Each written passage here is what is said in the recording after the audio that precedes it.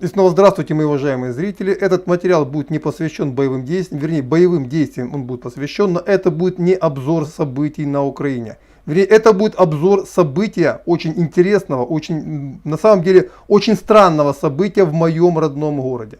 Мой родной ребенок задал вопрос: папа, что это такое? Неужели русские войска обстреливают мирный город просто так? Напомню, сегодня днем город Сумы подвергся каким-то странным обстрелам. Разные несколько районов города прилетело по несколько странных боеприпасов. Это Веретеновка, это Белопольская, Анновка. И кто знает город Сумы, он знает, что это все один район. Причем в украинских СМИ все это было и в местных пабликах преподнесено как обстрел градами. Обстрел города Сумы мирного градами. С военной точки зрения, российским военным смысла туда стрелять нет никакого. Но самое странное даже не в этом. Посмотрите, пожалуйста, внимательно на вот это фото, которое было опубликовано свидетелями этого происшествия. Это хвостовик от 120 миллиметровой мины. То есть во двор сумского жилого дома прилетела 120 миллиметровая мина.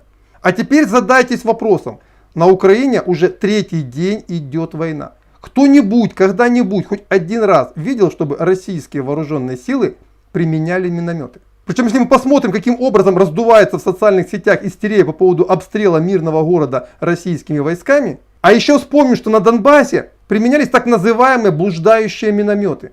Когда обычный грузовик едет по городу, останавливается, бросает пару мин, и он едет дальше. И теперь еще раз внимательно давайте посмотрим на этот район. Это почти что мой родной район. Я жил на Курской. Я этот район знаю как свой примерно карман. Если где-то здесь установить 120 миллиметровый миномет, хоть на блуждающей станине, хоть стационарно где-нибудь там в урочище, его-то особо никто и не заметит.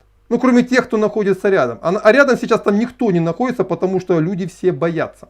В урочище в это время года никто не ходит. А с учетом того, какой эффект произвели эти события, у меня возникает вопрос, а не было ли это провокацией, чтобы настроить жителей города Сум против российских военных? Уж очень складно все получается. Еще раз повторю, российские военные пока нигде не были замечены в обстреле минометными минами. Но это очень удобное оружие для провокации. Его легко скрыть, его легко перевозить и им легко спровоцировать. Тем более, что следы этой провокации остались запечатлены жителями города. И я обращаюсь к жителям своего родного города. Сегодня у нас очень много фейков, очень много желающих поссорить нас, чтобы мы воевали друг с другом до конца наших дней. Причем вот такая технология, она уже задокументирована и применялась на Донбассе. Причем украинскими националистами. И именно эти самые националисты сегодня удерживают мой родной город. А еще, как мне родня передала из города, это все совпало по времени с объявлением воздушной тревоги. То есть вначале в городе объявили воздушную тревогу, что якобы российские войска собираются обстрелять градом город, да? При этом выстрелов градов задокументировано не было. Не было прилетов градов по Сумам. А обстреляли, как мы видим, судя по доказательствам, обычными минометными минами. Так вот, команду воздушной тревоги отдавал штаб гражданской обороны, территориальной обороны города Сум.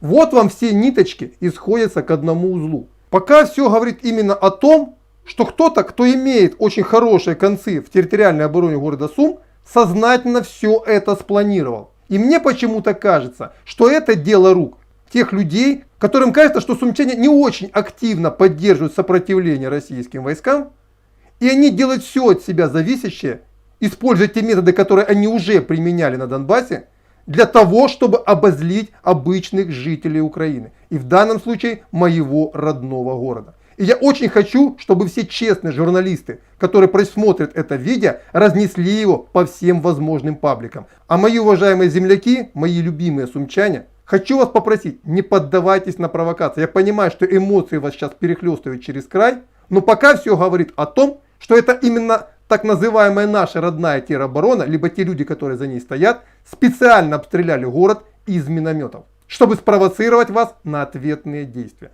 Будьте бдительны.